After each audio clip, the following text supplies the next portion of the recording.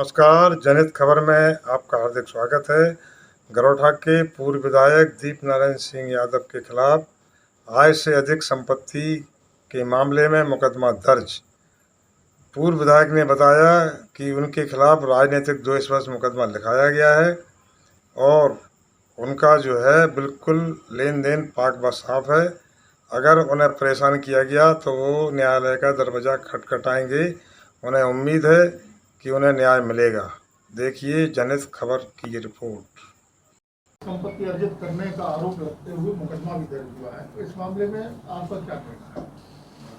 देखिए, इसके लिए मैं कह सकता हूं कि जो जवाहर राजपूत जी चुनाव के पहले से कोशिश में लगे थे कि किसी तरह से बदनाम कर दें, किसी तरह से फंसा दें, षड्यंत्र कर दें और चुनाव जीत लें।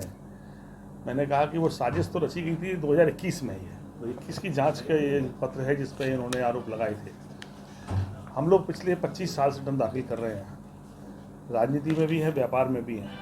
और आप कहते हैं कि इनकम टैक्स रिटर्न दाखिल करने के बाद आप कुछ चीज़ अपने जीवन में छुपा नहीं सकते हो। जब आप चुनाव लड़ते हैं तो हम लोग 2007 में 10 साल एमएलए रह लिए और 4 विधानसभा के चुनाव लड़ लिए। हर बार अपना लेखा जोखा हमने दिया। और जब इनकम टैक्स में है या व्यापार में है तो आपको हर साल लेखा जोखा सभी विभागों को देना पड़ता है। जब विभाग किसी तरह से फंसा नहीं पाया या नहीं कुछ मिल पाया तो इन्होंने बाद में, मैं कह सकता हूं कि राजनीतिक दबाव में षड्यंत्र करके एफआईआर लिखवाई है हमारे खिलाफ। जब भी कोई विधि विशेषज्ञ या आर्थिक जानकारी के रखने वाले विशेषज्ञ इसकी जांच करेंगे, हमें न्याय मिलेगा। ये एफआईआर तो राजनीतिक दबाव के कारण इसलिए भी लग रही है कि एफआईआर की भाषा देखो, पढ़ो आप। 14 करोड़ रुपए आप हमारी आमदनी दिखा रहे हैं, 23 करोड़ रुपए अधिक बता रहे हैं, 37 करोड़ की जगह 37 अरब लिख दे रहे हैं आप।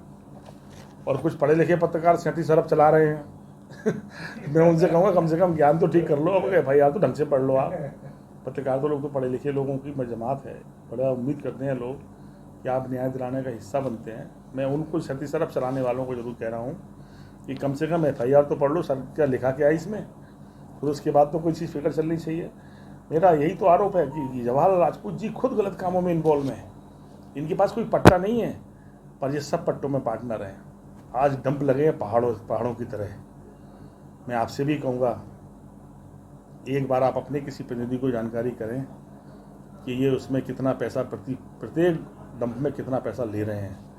पूरे 5 साल में गरोठा विधानसभा क्षेत्र में पट्टा किसी का हो, पैसा किसी का लगा हो, लेकिन बचा नहीं है कोई जिससे पैसे ले लिए हो। मेरी बात झूठ निकल जाएगी।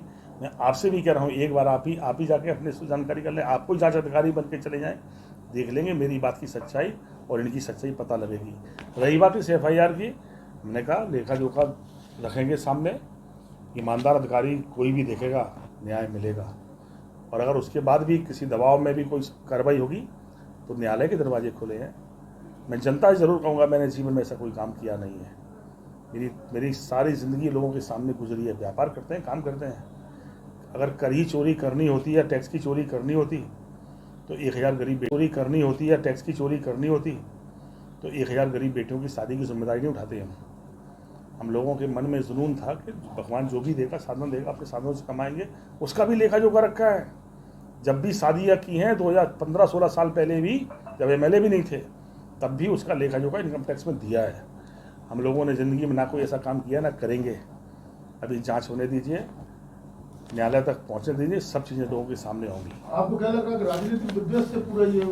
बिल्कुल, राजनीतिक षड्यंत्र से, विद्वेष से बदनाम। अभी भी डर भरा हुआ उनका, क्योंकि वो धोखे में जीत गए हैं। वो दल के नाम पे जीत गए, नेताओं के नाम पे जीत गए। वो गांव के प्रधान नहीं हो सकते हैं, कोई राजनीतिक हैसियत नहीं है उनकी। और इस तरह के षड्यंत्र करने वाले लोग कभी कामयाब नहीं हुए हैं। आप कुछ अच्छा करने की कोशिश करो, कुछ अच्छा बनाओ। मैं कह सकता हूँ किसी को झूठा बदनाम करने से कभी कोई कामयाब नहीं हुआ है। तो सरकार ने ये किया है, आपका कहना है कि सरकार के सारे बोलो, तो क्या न्यायालय पर भरोसा करेंगे? मैंने कहा सरकार में कुछ लोग ईमानदार हैं, ये विश्वास है लोगों का आज भी, हमारा विश्वास भी है। अगर कोई ईमानदार अधिकारी इसकी जांच करेगा तो एक है ही न्याय मिल जाएगा अभी। और अगर कोई बेईमान करेगा, जांच को बदलेगा, तो न्यायालय किसी सरकार के दबाव में नहीं होते। न्यायालय से न्याय मिलेगा, आपके सामने जीत कर लौट कर आएंगे। तो आपको क्या लगता है गरोठा विधानसभा की जो लड़ाई है, राजनीतिक लड़ाई है, वो किस तरफ को जा रही है?